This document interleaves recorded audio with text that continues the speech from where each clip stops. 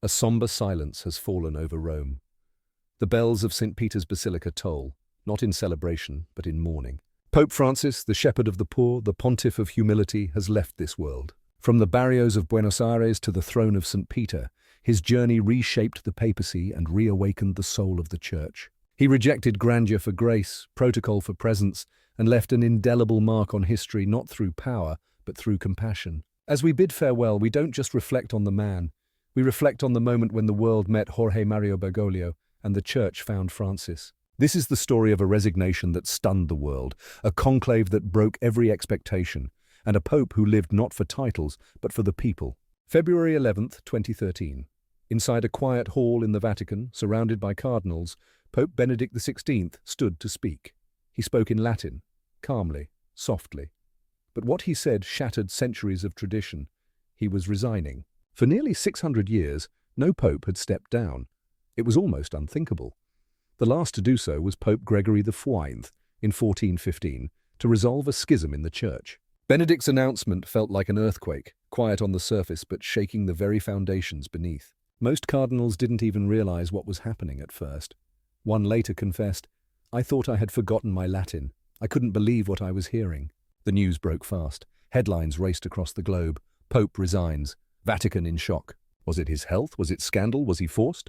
What we know is this. Benedict had grown weary, his body tired, his soul heavier. Just months before, he had traveled to Cuba and Mexico. He appeared frail but still composed. In Havana, he smiled and gave his blessing to the crowds. But behind the scenes, the Church was reeling. A scandal was erupting, one that would become known as Vatileaks. Private Vatican documents were leaked to journalists. The leaks exposed infighting, financial corruption, and a deeply fractured church hierarchy. Benedict ordered a secret investigation. 3 cardinals, men he trusted, compiled a confidential report. That report was never made public, but it would be handed, sealed, to his successor. This wasn't just a resignation, it was the passing of a burden. The seat of St. Peter would soon be empty, and for the first time in modern memory, the Church would enter uncharted waters. When a pope steps down, it's not just a resignation, it's a confession, a recognition that something is broken and that he no longer has the strength to fix it. In Benedict's case, that something was the Vatican itself. Behind the marble walls of St. Peter's stood a church in turmoil, plagued by financial scandals, internal power struggles, and the most painful of all, widespread revelations of sexual abuse and cover-ups by clergy across continents. The most infamous of these, the Vatileaks scandal. In 2012, confidential letters and reports were leaked by the Pope's own butler, Paolo Gabriele. The documents revealed deep corruption within the Vatican Bank, bitter rivalries among the Curia, and a chilling resistance to reform. The leak didn't just embarrass the Church, it exposed a war within it. And Benedict, a theologian more than a politician, seemed overwhelmed. In a last act of clarity, he ordered a secret dossier, compiled by 3 trusted cardinals, to document everything. The findings were so explosive, it said that only his successor would be allowed to read them. The message was clear. I can no longer guide this Church through this storm, but someone else must. And so, for the first time in modern memory, the Church stood leaderless, but not directionless. As cardinals from every corner of the world began to arrive in Rome, they weren't just choosing a pope. They were searching for a healer, someone to confront the sins of the past, someone unafraid to tear down the silos of secrecy, someone different. When the throne of Peter is empty, time itself seems to stop in the Vatican, but the world waits for no one. On March 12, 2013, 115 cardinal electors from around the globe entered the Sistine Chapel under stormy Roman skies. Their mission was simple in form, elect a new pope. But behind the scenes, it was anything but simple.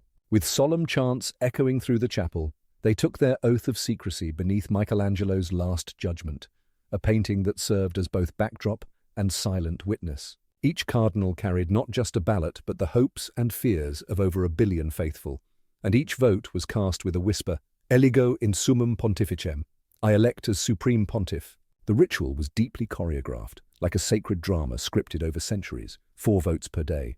Ballots burned twice daily. Black smoke meant no decision. White smoke meant a new pope had been chosen. Outside, St. Peter's Square swelled with pilgrims and press alike, watching the chimney like it was a prophet. Inside, however, tension built. Many of the cardinals knew they weren't just electing a leader, they were choosing a direction. Reformers wanted a pope who could challenge the Curia and bring daylight into the dark corners of the Vatican. Traditionalists preferred a stabilizer, someone who wouldn't shake the structure too hard. Whispers circled around names: Scola, Uele, Turkson, but none reached the elusive 77 votes. Until a quiet figure began to rise, a man many had overlooked, the Archbishop of Buenos Aires, Jorge Mario Bergoglio, a man who had once taken second place in the 2005 conclave, and this time, quietly but steadily, was earning a majority, not through deals or dominance, but by conviction. The smoke turned white. The bells of St. Peter rang out, and the world braced for a name no one saw coming. March 13th, 2013. Evening falls over Rome. The square is packed. The crowd buzzes with anticipation. Then, white smoke. Bells ring. Cheers erupt. A cardinal steps onto the balcony and utters words that will echo through history. Habemus papam. We have a pope! The name announced next is not one the world expects. Jorge Mario Bergoglio, from Argentina, a Jesuit, the first non-European pope in over 1,300 years, the first Jesuit pope, the first to take the name Francis. In that moment, the Vatican did something extraordinary.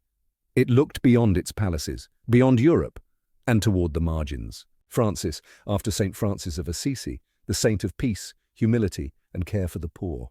It wasn't just a name, it was a declaration. Moments later, the man himself stepped onto the balcony, but he didn't raise his arms in triumph.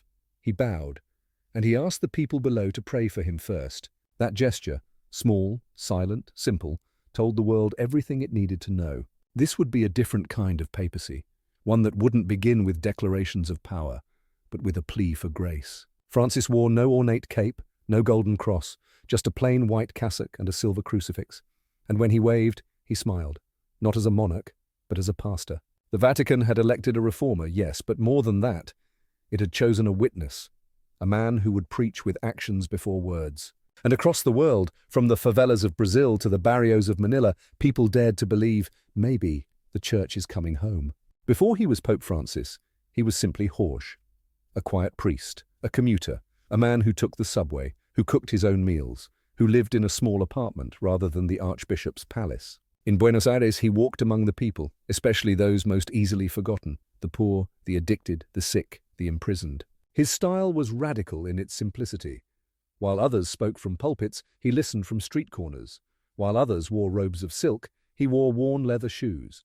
He didn't seek attention, yet those who met him remembered his presence, calm, firm, and deeply pastoral. But his path wasn't without shadows. During Argentina's dirty war, a brutal dictatorship in the 1970s, questions arose about the role of the Catholic hierarchy, and Bergoglio, then a Jesuit leader, was accused by some of not doing enough to protect two priests who were kidnapped and tortured.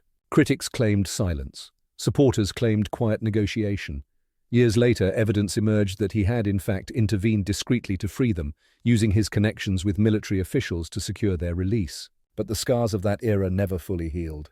And Bergoglio? He never defended himself with words. He let his life speak instead. From that point on, he doubled down on serving the poor and marginalized, becoming a spiritual father to the forgotten in Argentina's villas miserias. In every Eucharist, every hospital visit, every prison conversation, he lived the gospel not as doctrine, but as encounter. And that's what made his elevation to Pope so powerful. He didn't rise above the world, he walked through it. When the church needed a bridge between doctrine and dignity, it didn't pick a prince, it chose a neighbor. The papacy of Francis began not with declarations, but with disruptions. From the moment he stepped out in that plain white cassock, people knew this was different. His first acts weren't about ceremony, they were about symbolism. Francis refused the luxurious papal apartments. He chose instead to live in the Casa Santa Marta, a modest guest house. He drove a used Ford Focus, not a limousine. He paid his own hotel bill after the conclave, and he insisted on washing the feet of prisoners, including Muslims and women, breaking long-held traditions. These weren't just gestures. They were messages. To the poor, you are not forgotten. To the powerful, lead with humility. In his first homilies and public addresses, Francis spoke of mercy, environmental stewardship, economic injustice, and the need for a church of the poor for the poor. He called on bishops to stop acting like princes.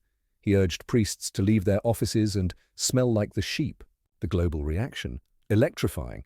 Headlines read, "The People's Pope." Millions tuned in. Atheists took interest. Believers wept. But inside the Vatican, not everyone was thrilled. Reform was coming, and Francis made it clear it would not be superficial. He launched investigations into Vatican finances, pushed for accountability in sexual abuse cases, and streamlined bloated bureaucracies. He challenged both liberal expectations and conservative fears, making him impossible to categorize and therefore impossible to control. Where others saw a throne, Francis saw a platform for service. Where others sought applause, he sought encounter. And in doing so, he reignited something in the Church, not perfection, but purpose. History rarely moves quickly, but when it does, it leaves footprints. Pope Francis didn't erase the scars of the past. He didn't pretend they weren't there. He faced them. He stood before victims of abuse and apologized, not from a distance, but with tears in his eyes. He embraced the disabled, the abandoned, the excluded, not as charity, but as family. He traveled to war zones, refugee camps, and remote islands, not to make headlines, but to listen. In the halls of power, he challenged world leaders on climate change, consumerism, and the arms trade. In the name of a humble carpenter from Nazareth, he became one of the most powerful moral voices of our time. Critics called him too progressive. Others said he didn't go far enough. But Francis never played to factions. His compass wasn't ideology. It was the gospel. He taught that faith isn't a fortress. It's a field hospital, open to the wounded, ready to serve. Under his watch, the Church grew quieter and deeper, more self-reflective, more aware of its responsibility to the planet, the poor, and the lonely.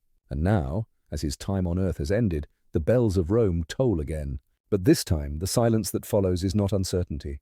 It is a pause of reverence, for a life lived not in marble, but in motion, not in robes, but in service. Pope Francis didn't transform the Church overnight, but he reminded the world that holiness doesn't mean being flawless.